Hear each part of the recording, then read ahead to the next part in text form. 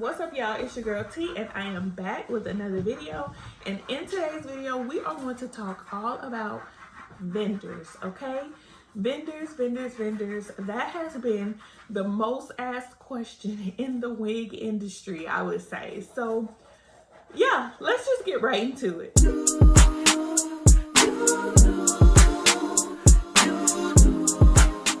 Okay, y'all, so the $1 million question that has been asked over and over and over again, I'm sure you will agree, is, does anybody know who that vendor is? Who has a good vendor? What vendor is this? Vendors, okay? So here's the thing about vendors, right? It doesn't matter who vendor you have or what vendor you ask about. At the end of the day, you are the one that has to make the sales, okay? The vendor isn't going to make the sales. So I think a lot of people think that, you know, once they have a person's vendor, then they're going to receive the same success as that other person. When all in all, that's not true at all. Like, it doesn't matter. You can have the top of the line person's vendor, and if you don't know how to present the hair, if you're making wigs, curl the hair, and style the hair, like, it may not look like that other person's. Or, like, maybe you don't know how to sell. Maybe you don't know how to market or put the hair out there. If you don't have an audience, like, you can have so-and-so, you can have Beyonce's vendor, and guess what? If you don't know how to sell it to nobody, nobody's gonna buy it and nobody's gonna care. So I think that question is just kind of like overrated. Like, I think that what you need to do if you're just starting out and you're looking for a vendor is find a vendor, test hair, and find something that you like or that you want to sell and move along. Like, and let that be your vendor. It doesn't have to be a big person's, like a celebrity's vendor. It doesn't have to be somebody with 10K, 20K vendor. Like, I just don't understand how that has become such a big deal now. Like, before that was never a big deal. Like, you find a person, you know, you find your own stuff, you sell it how you want to, and that's that. But yeah, like, I don't know. I just think that a vendor is not going to make your business succeed at all. Like, it's not. I don't know who thought so, but yeah, it's just not. And then not only that, like, when you like get in these Facebook groups and you start like asking, like, who is this person's vendor? Does anybody know that person's vendor? This person's vendor? Like, I don't know. To me, I'm not that fond of that. Because you can do the research yourself. You can buy a vendor's list, or you can just search in the group a vendor. You can try to do an image search. Like, there's different ways to try to find a vendor versus just bluntly out like asking and just getting handouts, which I've said that in the video before. Like, nowadays it's a lot of people who start wig and hair businesses and they just want handouts. Like, you want the success, but you don't want to do the work behind the success, and that's not how it works. Like, you know, that's just not how it works. And even once you do get that person, once you get a vendor, you get that person's vendor, guess what? You still got to test it out for yourself. You still got to take your own pictures and, you know, find somebody that's going to buy it, you know? So you still got to put in the work. Get down. But yeah, so knowing a person's vendor is not, you know, it's not everything. But I mean, hey, that's what's going on in today's world. This isn't water. But yeah, I'm sorry, y'all. He ain't even in school, but I had a long day today. But anyway, be careful. But yeah, like, I don't know. I just think that, there's so many resources.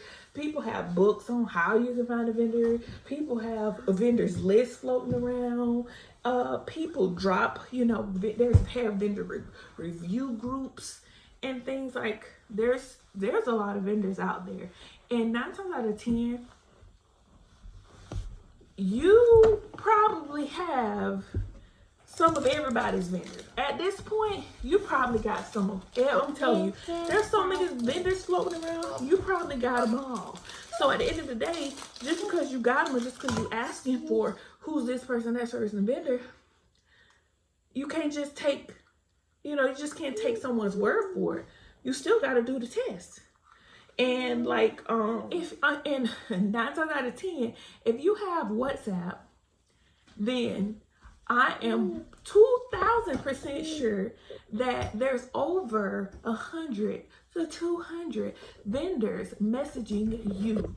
Like, they send pictures, they're all up in your face, they're aggravating every single night if they reach out.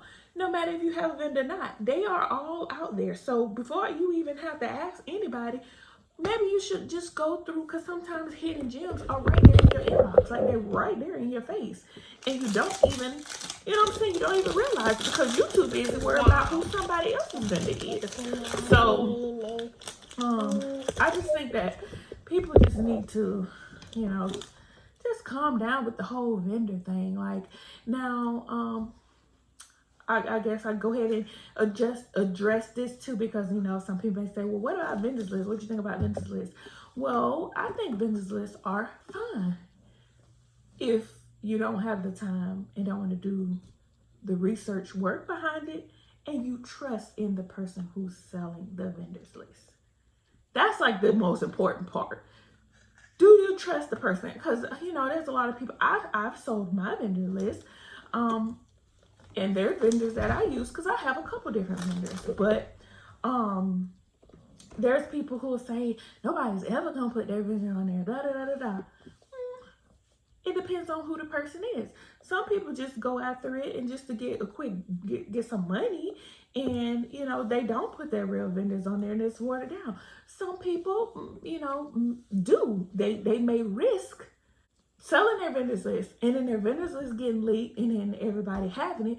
But at the end of the day, just because everybody have it, if it get leaked in a group of 15,000 other wig makers, how many of those, even if somebody say, hey, I just bought a vendors list, how many people do you think is really gonna use that vendor list and try those vendors?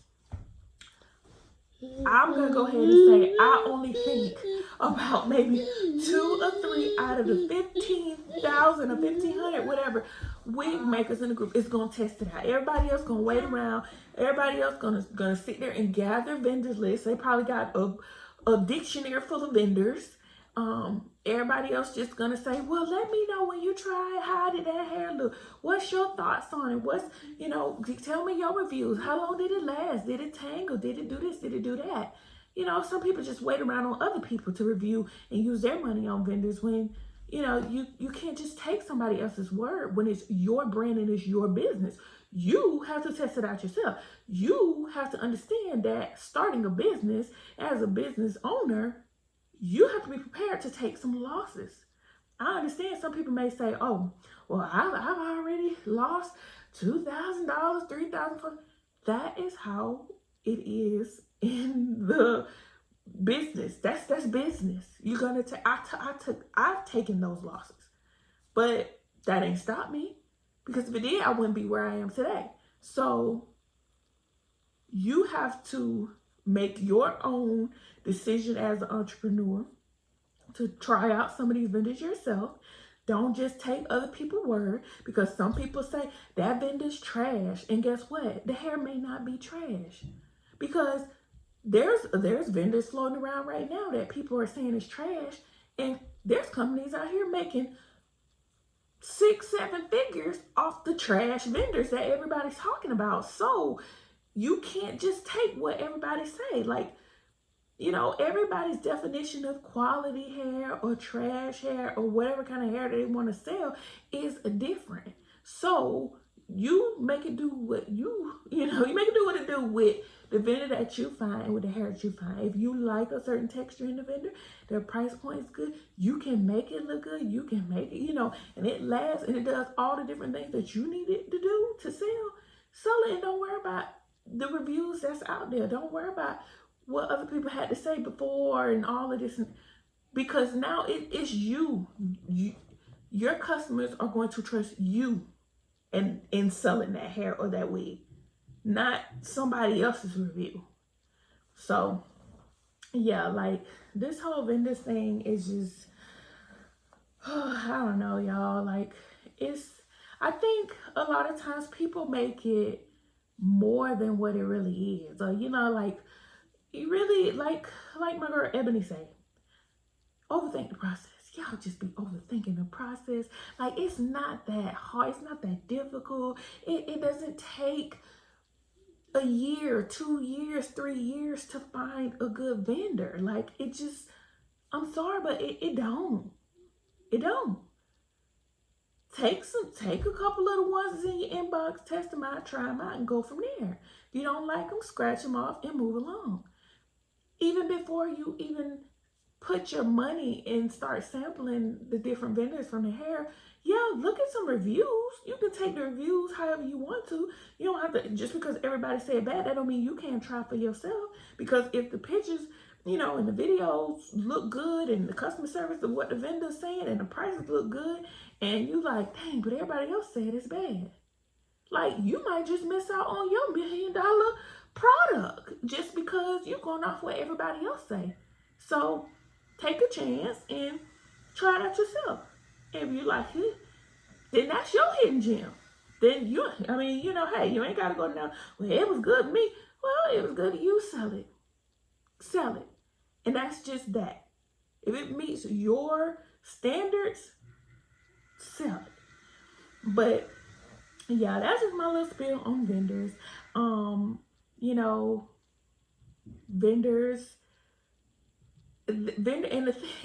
Okay, and here's another thing. Here's the last thing I'm gonna say. These Chinese vendors, especially these Chinese vendors, they're getting more and more up to date on what we're doing, and just everything, to the point where don't think they're not in the Facebook groups. Don't think that they don't have spies and they're not sitting on the computer the same way they on the computer harassing us in WhatsApp. They are on those groups. They are on YouTube. They're on all the platforms that we're on. And guess what? As soon as they see that their company is being bashed, don't think they changing their company's name or making a sister company or another company, and then coming right back in your inbox, hi, I'm this company, blah, blah, blah. They do it. That's how they keep their business going. Like, don't think that they not aware. They know what's going on. They hear what's going on, and they gonna make sure that they make their money. So just be mindful of that as well.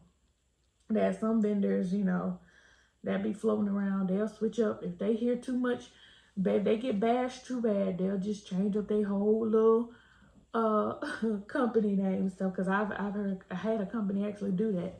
I'm like, wait, what? I had this name saved as something else, but their Instagram, when I plug it in, yeah. Anyway, but yeah, so that's just my little spill on vendors today.